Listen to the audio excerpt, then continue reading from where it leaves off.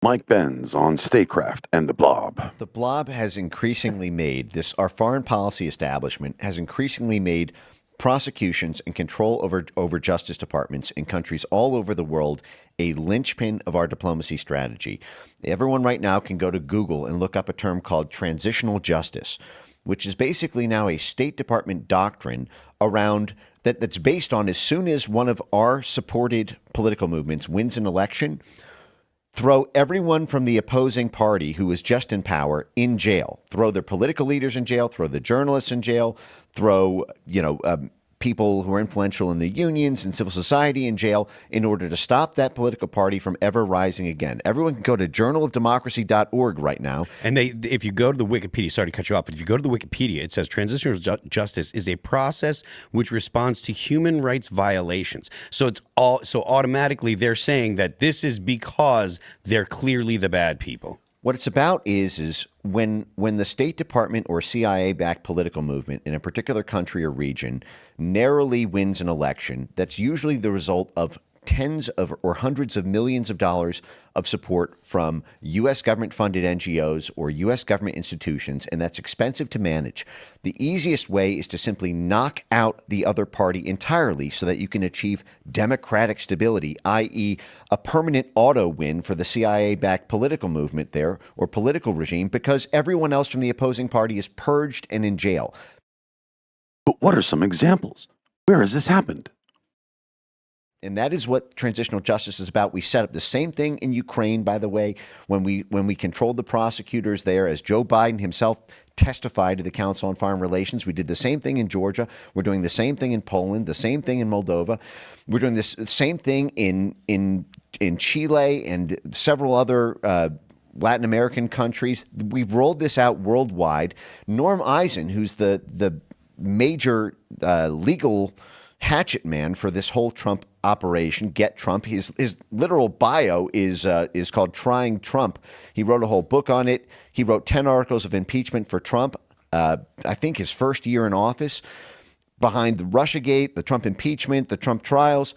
He started off as a U.S. ambassador to the Czech Republic, and one of his claims to fame there was basically suggesting, and when a State Department ambassador suggests to a foreign government, who they should prosecute, that message is received. Mm-hmm. You're coming with the full force of the U.S. federal government, the humanitarian aid, the civil society support, the carrots and sticks that a diplomat can offer in order to purge that country's political opposition. And you see them do this time and time again. It worked so effectively in Europe.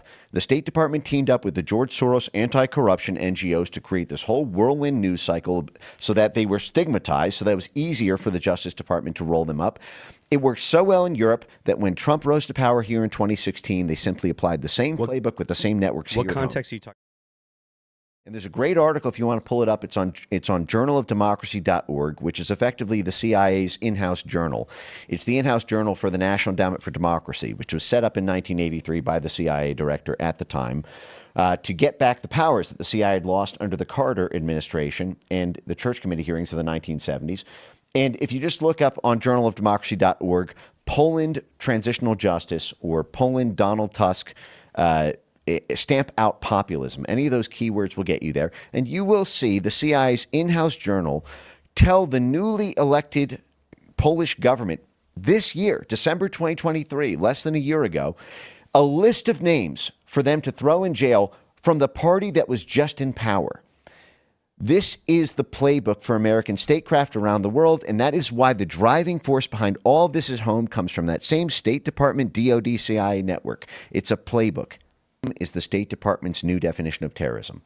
We set up this whole apparatus to control the world, to win the 20th century. After World War II, we set up the rules-based international order. We create a CIA to do the plausibly deniable dirty work. We have the State Department be the public face of it. We have the DoD for military and paramilitary support. And what we started to do was, this whole regime change type operation, overthrow governments in the name of stopping communism. 9/11 happens. We carry that out for counterterrorism. Then Trump happens. We take this whole apparatus for overthrowing communist governments and for stopping terrorist insurgency groups who want to topple a government that we install in Afghanistan or Iraq. And we simply do it to duly elected, democratically elected governments in the U.S., in Brazil with Bolsonaro. This is why the CIA director personally went down to Brazil to threaten Bolsonaro when before the election, because he was casting doubt on the hypothetical future election results. We did the same thing in Italy. That's why Matteo Salvini is being indicted. We did the same thing in France. That's why Marine Le Pen is being indicted. We did the same thing with the Vox party in Spain. That's why so many of them are getting indicted. The same thing with the AfD party, the Populist Party in Germany. That's why their party is on the precipice of being banned by the German parliament, because populism is the only thing that can stand against globalism. Again, it's simply because populism is the only thing that can stand against the globalist agenda. Next up, Mike's outrageous but completely plausible predictions about the election.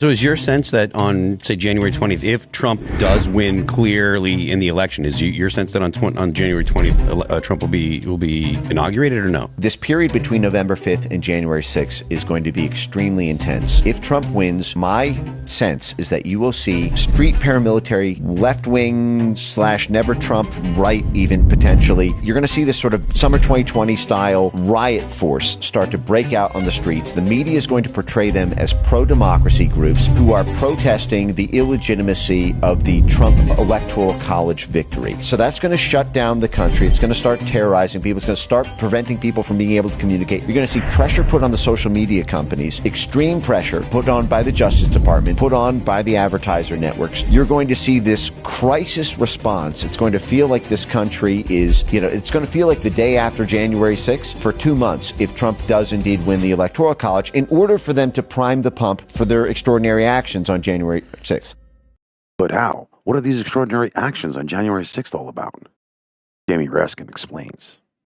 But the court is not going to save us. And so that means the only thing that really works is people in motion, amending the Constitution. But again, it's necessary, but it's not sufficient, because what can be put into the Constitution can slip away from you very quickly. And the greatest example going on right now before our very eyes is Section 3 of the 14th Amendment, which they're just disappearing with a magic wand, as if it doesn't exist, even though it could not be clearer what it's stating. And so, they want to kick it to Congress. So it's going to be up to us on January 6, 2025, to tell the rampaging Trump mobs that he's disqualified. And then we need bodyguards for everybody in Civil War conditions, all because the 9 justices